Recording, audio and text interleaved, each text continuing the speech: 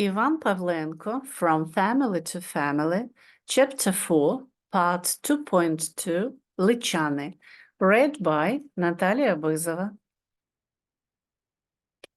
The principal should be, on the one hand, a teacher for students and teachers, on the other hand, a manager.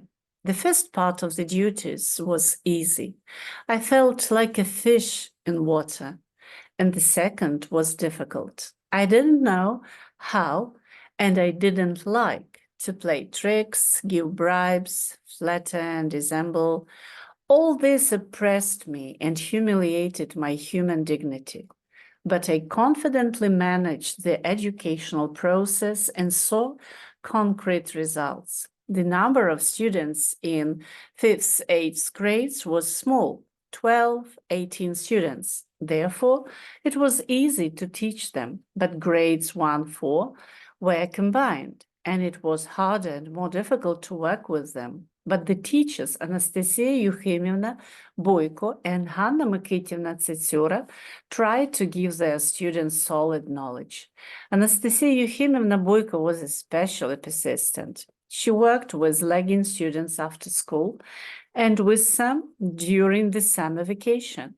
She would put the desk under the lilac tree and teach the student until he completely mastered the program material. In everyday school life, everything happened, serious and funny things. Once, I attended a lesson in a combined class with Hanna Mikityevna Tsetsyura. I sat down at the back desk. In front of me, on the left, there were first graders. On the right, teenagers of the 3rd grade. The teacher explained to the children first the concept of an object as a part of speech. A cow is, children, a living object. A student, a cat, a chicken are also living objects. She named a dozen more of them and then turned to the students. And now, children, tell me, what living things do you know? There was silence. The students were hiding like mice. They only spinned their ears, fearfully looking back at the principal. The teacher felt uncomfortable. Maybe she explained it wrong. She prompted, invited a response. Finally, a boy with blonde bangs raised his hand. Tell me, Petya, tell me what living object you know, the teacher encouraged him. A worm, he answered and immediately sat at the desk. That's right, Petya, a worm is a living thing. Who else will name a living thing? The teacher addressed the students, and again there was tense silence. Despite the teacher's prompting, the class remained silent. Finally, the same blonde boy raised his hand. Well, tell me, Petya, what another living thing you know? Another worm, announced Petya.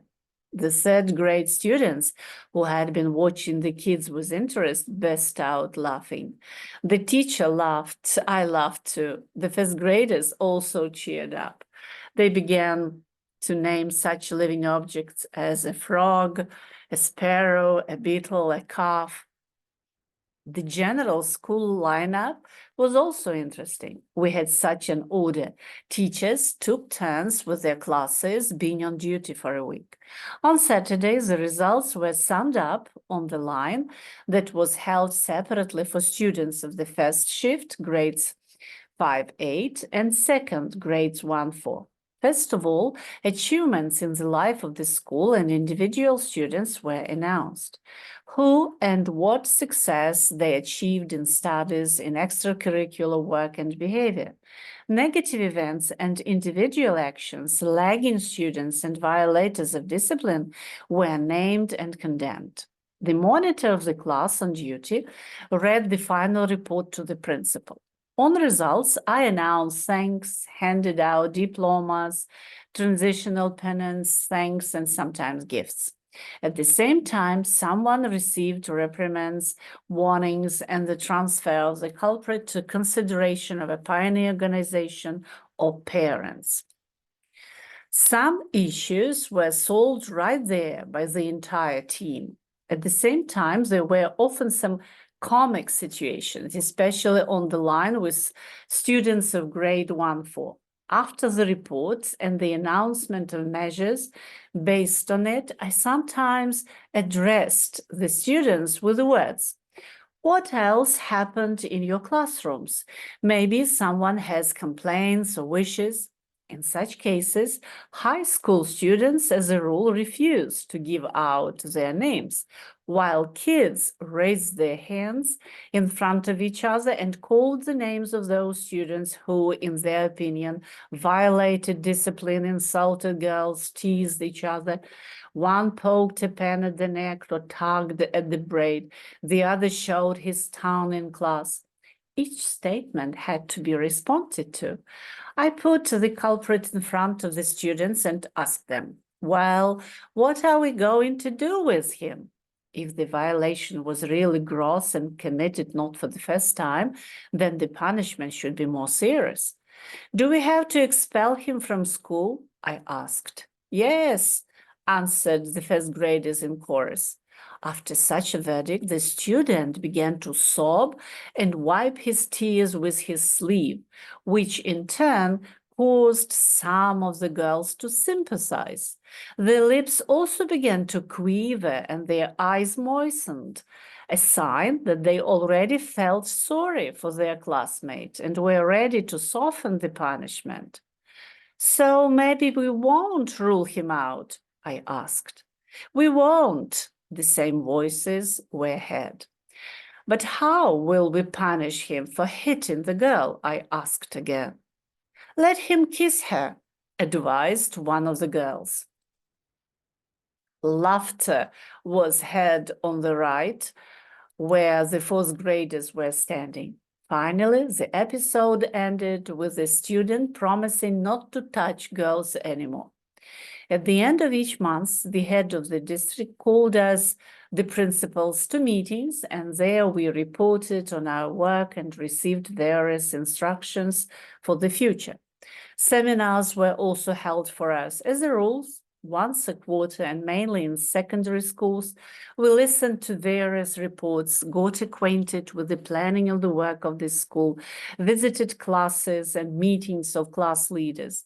I wrote down all the positive things to try them out at my school. I always tried to improve the rating of my school and teachers. I acted like a hen. It laid an egg and immediately clucked all over the yard. In the reports, I wrote down everything that was achieved and also gave brilliant characteristics of teachers on occasion, and some of them received district certificates. Vasilevska for success in educational work, Chichotka for exemplary educational and research areas and flower gardens, Bulakevich for students' solid knowledge revealed at the District Olympiad of Young Mathematicians.